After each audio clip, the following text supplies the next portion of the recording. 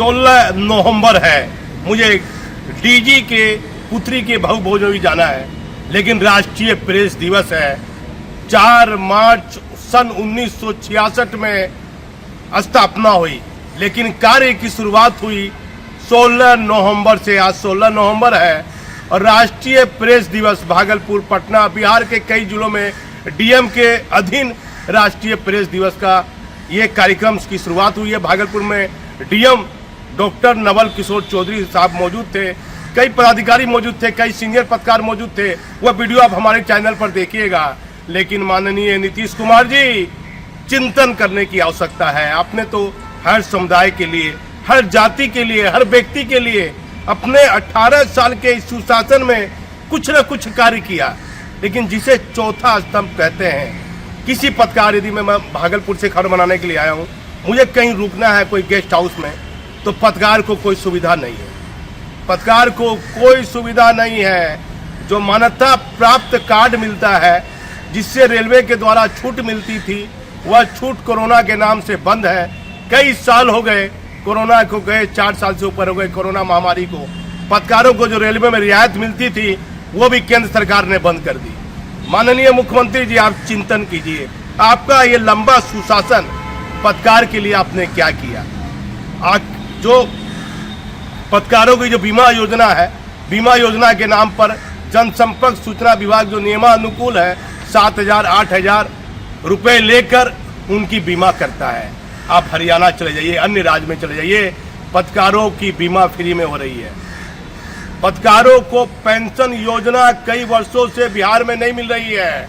जो धरातल से जुड़े पत्रकार हैं, उनके परिवार में यदि कोई बीमार है तो वह बेहतर इलाज नहीं करा सकता है। उसके परिवार के लोग इसी तरह की दुनिया से चले जाते हैं।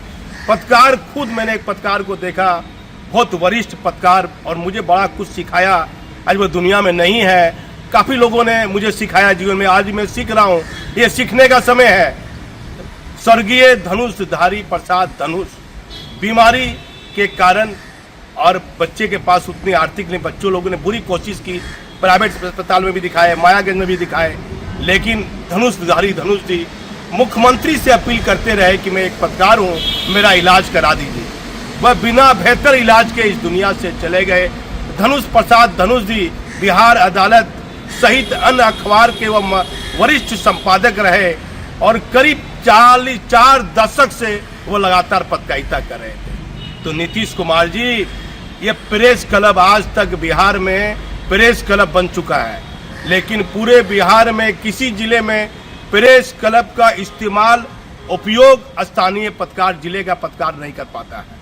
आप डीएम को आदेश दीजिए कि कोई कर्मचारी के माध्यम से प्रेस क्लब को खोला जाए, और जरूरतमंद जो पत्रकार है, उनके यहाँ कोई कार्यक्रम हो रहा है, बच्चे का जन्मदिन हो रहा है, यदि बहन की शादी हो रही है, तो प्रेस क्लब का इस्तेमाल करने के लिए दिया जाए उचित मूल्यों में। आप मूल्य भी लीजिए, कम मूल्यों में पत्रकारों को ये सुविधा मिलनी चाहिए आपकी ओर से। लेकिन सारे प्रेस क्लब बंद है।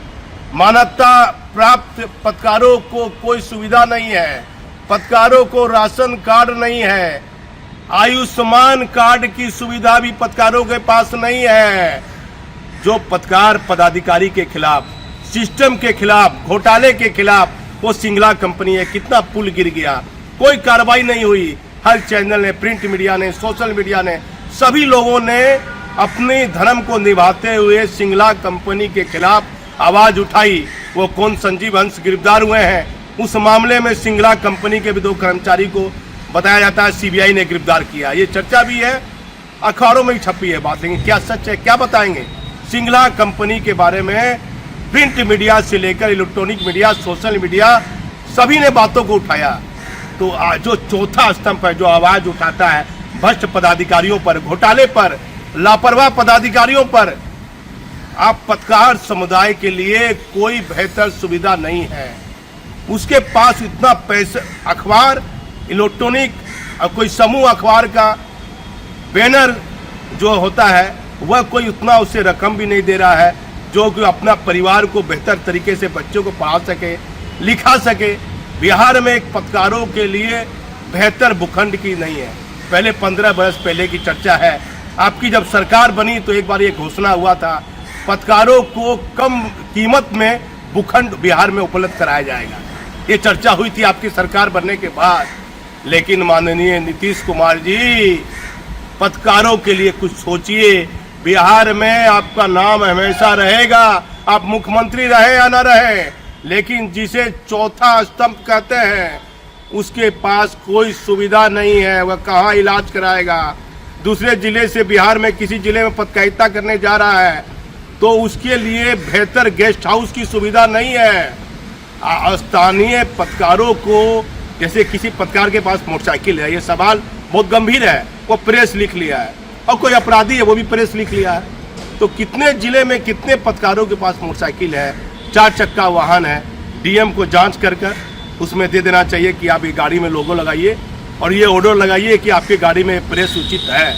कोई भी आदमी प्रेस लिखा लेता है, कोई भी पुलिस लिखा लेता है, तो इस पर भी केंद्रीय जांच एजेंसी को, किसी भी राज्य की राज्य सरकार हो, उसे ध्यान देना चाहिए। कई बड़ी घटना घटी है, लोग माइक लेकर पत्रकार बनकर घटना को अंजाम दे दिए, तो फर्जी लोगों का कैसे पकड़ हुआ? ये फर्जी है, ये जाली है, ये कोई अपराधी तो नहीं है, माइक उठा के कोई घटना को तो अंजाम नहीं दे रहा है। ये इतने बड़े शोरूम में आ रहा है, मैं पुलिस हेडक्वार्टर जाता हूँ, खैर सब लोग जानते हैं, लेकिन नियम होना चाहिए कि आप पत्रकार है या नहीं है, उसकी जांच पड़ताल होनी चाहिए, तभी उसे किसी सरकारी भवन में, सरकारी कार्यालय में या कोई बड़े कार्यक्रम में, माननीय प्रधानमंत्री का हो, मुख्यमंत्री का हो, अन्य कार्यक्रम में जाने की अनुमति उसे दी जानी चाहिए। लेकिन कोई जिले में कितना पत्रकार है, आज तक ये जनसंपर्क सूचना विभाग क्या मालूम करेगा। राज्य सरकार को गंभीरता पूर्वक चिंतन करना होगा। नीतीश कुमार जी, आपने अपने बेटों को आगे नहीं बढ़ाया, परिवार के लिए कुछ नहीं किया, अकेले आप लंबे वर्षों से मुख्यमंत्री है, तो क्या पत्रकार जो सबसे कमजोर प्राणी है इस पूरे पृथ्वी का, जिसके परिवार को, जिसको अपने जान जोखिम में डाल के वो मोटरसाइकिल से निकलता है रात में क्राइम रिपोर्टिंग करने के लिए, अस्पताल का रिपोर्टिंग करना हो, यूनिवर्सिटी की रिपोर्टिंग करनी हो, तो उसे सुरक्षा के नाम पर कुछ नहीं है। पत्रकारों के लिए सुरक्षा कानून लाइए। कोई पत्रकार यदि मैं किसी पदाधिकारी के खिलाफ खबर बना देता हूं तो लंबा चौड़ा नोटिस भेजेगा कि आप जवाब दीजिए, ये दीजिए। पत्रकारों पर ये झूठा मुकदमा जो चल लग रहा है, इस पर समीक्षा करने की आवश्यकता है। तो माननीय नीतीश कुमार जी, पत्रकारों को कब बेहतर सुविधा आप दीजिएगा? आपके 18 साल के इस सुशासन में अपने बिहार के पत्रकारों के लिए कुछ नहीं किया, 0/0। तो कुछ तो कीजिए, कुछ तो कीजिए, चिंतन कीजिए नीतीश कुमार जी। सभी को राष्ट्रीय प्रेस दिवस पर बधाई हो। और भागलपुर के डीएम ने वहाँ क्या बैठक हुई राष्ट्रीय प्रेस दिवस पर, पूरा वीडियो हमारे चैनल पर देखिए। मैं इस समय पटना से दीपक नौरंगी। और जिनको हम सेलिब्रेट कर रहे हैं समस्त प्रेस एवं मीडिया के बंधुगण, निश्चित रूप से मीडिया हमारी चौथा स्तंभ है, हमारे इस लोकतंत्र का चौथा स्तंभ है। और 3 स्तंभ वो हैं जो इसको रन करा रहे हैं, लेजिस्लेचर है, एग्जीक्यूटिव है और जुडिशियरी उनको ओवरसी कर रही है, और हमारे प्रेस एवं मीडिया भी इसको ओवरसी कर रही है। निश्चित रूप से सरकार की हजारों योजनाएं चलती हैं, ग्राउंड लेवल पे हमारे कर्मी काम करते हैं और सरकार का करोड़ों रुपया इसमें सरकार का जो कर्मियों के वेतन में है, लोगों को लाभ पहुंचाने में है, इसमें व्यय होता है। और निश्चित रूप से इसमें प्रेस एवं मीडिया का काफी योगदान रहता है कि कहीं हम चूक रहे हैं, कहीं हमारे कर्मी से कोई मिस हो रहा है, तो निश्चित रूप से वो सारे इंफॉर्मेशन आपके माध्यम से आते हैं। और निश्चित रूप से हमारे प्रेस एवं मीडिया के बंधु, चाहे धूप हो, बाढ़ हो, सुखाड़ हो, भूकंप हो, या कहीं किसी प्रकार की कोई आपदा हो, किसी प्रकार की कोई बात हो, तो आप अपनी जान की परवाह किए बिना आप जगह पर जाते हैं, कवरेज करते हैं, आप हमें फीडबैक देते हैं।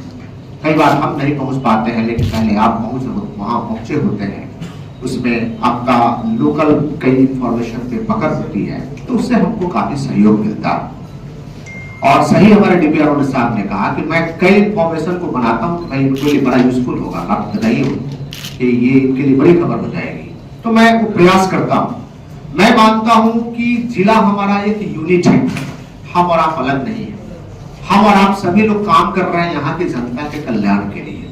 माध्यम अलग अलग है, सरकार योजना बना रही है, हम एग्जीक्यूट कर रहे हैं, जुडिशियरी उसको ओवरसी कर रही है कि कहीं कोई दिक्कत तो नहीं है, किसी को कोई लाभ मिला कि नहीं मिला, और आप हमें फीडबैक दे रहे हैं कि साहब कि यहाँ यहाँ आपके यहाँ दिक्कत है।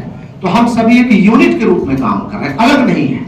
और सबसे खास मैं ये कहूंगा कि हम तो बाहर से आए, आप तो यहीं के हैं। मैक्सिमम जितने भी यहाँ बंधु डैश शेयर कर रहे हैं, मैक्सिमम आप लोग यहाँ के हैं, कुछ लोगों को छोड़ करके। तो आप अपने जिला के लिए काम कर रहे हैं, हम तो बाहर से आके काम कर रहे हैं, लेकिन आप अपने घर में रह के यहाँ के लिए काम कर रहे हैं। और खबर में एक चीज पे मैं जरूर फोकस करूंगा, हमारी जवाबदेही बढ़ गई है। पहले खबर यदि 4 लाइन या 1 पैराग्राफ लिखना होता था तो हमारे वरिष्ठ पत्रकार को सोचना पड़ता था, सोचते थे और अपने लेखनी से लिखते थे। अब जो है जमाना बदल गया है, अब हम बोल देते हैं कि जरा खबर बना के भेजो, फिर हम उसको एडिट करते हैं और फिर हम डालते हैं। लेकिन खबर में, खास करके प्रिंट में मैं ये कहूंगा, प्रिंट में भी इलेक्ट्रॉनिक में, प्रिंट में ये कहूंगा कि खबर में लिखने का महत्व बहुत ज्यादा है। और अभी भी प्रिंट ने और इलेक्ट्रॉनिक ने इतनी प्रमाणित प्रेस दिवस है आज ही के दिन 1966 में प्रेस काउंसिल ऑफ इंडिया ने अपना ऑपरेशन शुरू किया था। क्योंकि डीएम सरकार व्यवस्था पे होना है तो हम ज्यादा कुछ नहीं कहेंगे, लेकिन सबसे जो महत्वपूर्ण बात है वो ये है कि कोई यदि बड़ी चीज होती है, कोई बड़ी भूमिका होती है या बड़ा रोल होता है, उसके साथ बड़ी रिस्पॉन्सिबिलिटी भी होती है। अभी आपने प्रेस की अभिव्यक्ति की बात की, तो डीएम सर इसके लिए हमें सजग रहते हैं। आपने देखा होगा कभी भी कुछ ऐसा होता है तो त्वरित कार्रवाई होती है और निष्पक्ष तौर पर कार्रवाई होती है। लेकिन आप लोगों से भी उम्मीद है कि क्योंकि जिला प्रशासन एक बहुत बड़ा अव्यय है सरकार का, और सरकार का जिला स्तर पर सबसे बड़ी इकाई है। ह्यूमन रिसोर्स का भी कई बार खर्च होता है, या कई बार इतने ज्यादा रूल्स और रिस्पॉन्सिबिलिटीज डिफाइंड है जिला प्रशासन के लिए कि कुछ कभी किसी एक्टिविटी में, किसी रिस्पॉन्सिबिलिटी को निभाते समय कुछ त्रुटियां जानते बूझते हुए कई बार होती है और कई बार अनइंटेंशनली होती है। अनइंटेंशनली होती है तो उस पर आपसे अनुरोध है कि पूरा जांच परख कर कोई भी यदि आप की संज्ञान में लाते हैं, पब्लिक के संज्ञान में लाते हैं, क्योंकि आपका माध्यम ऐसा है कि वो कई बार न्यूज बिल्कुल अनफिल्टर्ड जाता है। लोगों के पास जो न्यूज पहुंचता है, जो पढ़ते हैं उसको बहुत सत्यापित मानते हैं, लोग बहुत सत्य मानते हैं और उसकी सत्यता की जांच ज्यादा नहीं करते हैं। आपने कोई न्यूज यदि पब्लिश कर दी और यदि वो भ्रामक है या किसी रूप में गलत है, तो उसका खंडन यदि हम करें भी तब भी हम उस व्यक्ति तक नहीं पहुंच पाएंगे जिस व्यक्ति तक वो गलत खबर पहुंच गई है। तो इसलिए बहुत बड़ी आपकी जिम्मेदारी है लोगों में, क्योंकि सरकार की इतनी जन कल्याणकारी योजनाएं हैं, हर विभाग की योजनाएं हैं, सरकार और प्रशासन हर व्यक्ति के हर जीवन के हर पहलू में किसी न किसी तरह से अपनी भूमिका निभाता है। कोविड के टाइम पे आप लोगों ने देखा होगा, डीएम सर के नेतृत्व में आपके लिए हमेशा आज भी जैसे कार्यक्रम हो रहा है और अन्य उसमें भी सभी कार्यक्रमों में, सभी प्रशासन की एक्टिविटीज में आपको आमंत्रित किया जाता है, क्योंकि सर का भी एक अंदर है। इसलिए हम सर के माध्यम से ही आपको बता रहे हैं कि इस रिस्पॉन्सिबिलिटी को थोड़ा सजगता के साथ निभाइए, अन्यथा तो प्रेस ने काफी अच्छा कार्य किया है। और चौथा स्तंभ है लोकतंत्र का, तो उम्मीद करेगी कि चौथे स्तंभ के तौर पर हमेशा मजबूत रहेंगे। बिहार के पत्रकारों को पूछने वाला कोई नहीं, बिहार के पत्रकारों के लिए सुविधा के नाम पर कुछ भी नहीं। मुख्यमंत्री जी पत्रकार सच्ची खबर दिखाते हैं, आपके पदाधिकारी उस पर करते हैं झूठा मुकदमा दर्ज। मुख्यमंत्री जी लंबे वर्षों के आपके इस सुशासन में आपने चौथे स्तंभ के लिए क्या किया? मुख्यमंत्री जी पत्रकारों के हित के लिए क्या किया? एक भी कोई ऐसा कार्य तो बताएं। मुख्यमंत्री जी नीतीश कुमार जी, आपने तो कोरोना महामारी में कुछ बेहतर कार्य भी किया है। बिहार में पत्रकार हर सुविधा के लिए क्यों दिख रहे हैं वंचित? क्या आपकी सरकार जानबूझकर पत्रकारों को हर सुविधा से रख रही है वंचित? मुख्यमंत्री जी प्रेस क्लब के भवन का इस्तेमाल या उपयोग पत्रकार क्यों नहीं कर पा रहे हैं? पत्रकारों को हर जिले के पदाधिकारी के द्वारा प्रेस कार्ड भी नहीं है। हाल फिलहाल कुछ ऐसी घटना देश में घटी कि अपराधी पत्रकार बनकर दे दिए बड़ी घटना को अंजाम। पूरे देश की सरकार को चिंतन करने की आवश्यकता है कि आपने पत्रकारों के हित के लिए क्या किया। मुख्यमंत्री जी किसी भी राष्ट्रीय प्रेस दिवस के दिन आपने पत्रकारों के लिए कोई सुविधा का ऐलान किया या घोषणा की या नहीं? मुख्यमंत्री जी राष्ट्रीय प्रेस दिवस के मौके पर सभी की पत्रकारों की ओर से ढेर सारी बधाई और शुभकामनाएं। मुख्यमंत्री जी, कई गंभीर बिंदु हैं जिस पर आपको चिंतन करने की आवश्यकता है। अपने अपने लंबे वर्षों के सुशासन में पत्रकारों के हित के लिए क्या किया? बिहार में कहीं भी पत्रकारों के लिए कोई बेहतर सुविधा नहीं है। यहाँ तक कि अभी तक की हाल फिलहाल कई बड़ी घटनाओं में देखा गया है कि अपराधी पत्रकार की वेशभूषा में चले आए हैं। इस पर चिंतन करने की आवश्यकता है। यह गंभीर बिंदु है। हर राज्य सरकार को अपने जिले के अधीन आने वाले पत्रकार को एक कार्ड जिलाधिकारी की ओर से निकट होना चाहिए, जिससे कि यह जाना जाए कि यह सोशल मीडिया पत्रकार है, यह प्रिंट मीडिया का रिपोर्टर है, यह इलेक्ट्रॉनिक मीडिया का रिपोर्टर है। उसका कोई पहचान पत्रकार के अधीन आने वाले जिले से जिला पदाधिकारी के द्वारा निर्गत होना चाहिए। नहीं तो आने वाले दिनों में यह गंभीर बिंदु देखा जाएगा कि फिर कोई अपराधी पत्रकार की वेशभूषा में आकर बड़ी घटना को अंजाम दे देगा।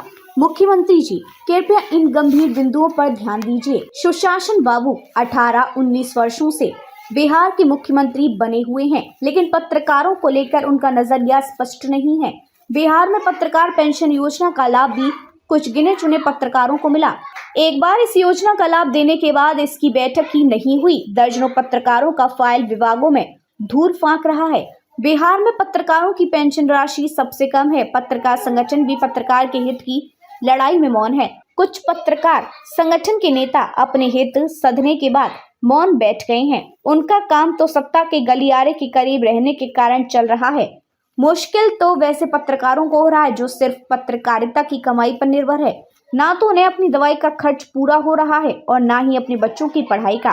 फिर भी हम पत्रकारिता के बदले चाटुकारिता करने में मशगूल हैं। यहाँ पत्रकारों की सुरक्षा की भी कोई गारंटी नहीं है। अफसर या मंत्री नेता के खिलाफ यदि कोई खबर छप जाती है तो उन्हें किसी न किसी झूठे मुकदमे में फंसाकर प्रताड़ित किया जाता है। पत्रकारों की सुरक्षा को लेकर सरकार ने लाइसेंस उपलब्ध कराने की बात कही थी, लेकिन इस वादे को भी सरकार पूरा नहीं कर पाई। बिहार सरकार कई महीनों से पत्रकारों को मान्यता देने वाली कमेटी की बैठक भी नहीं कर पाई।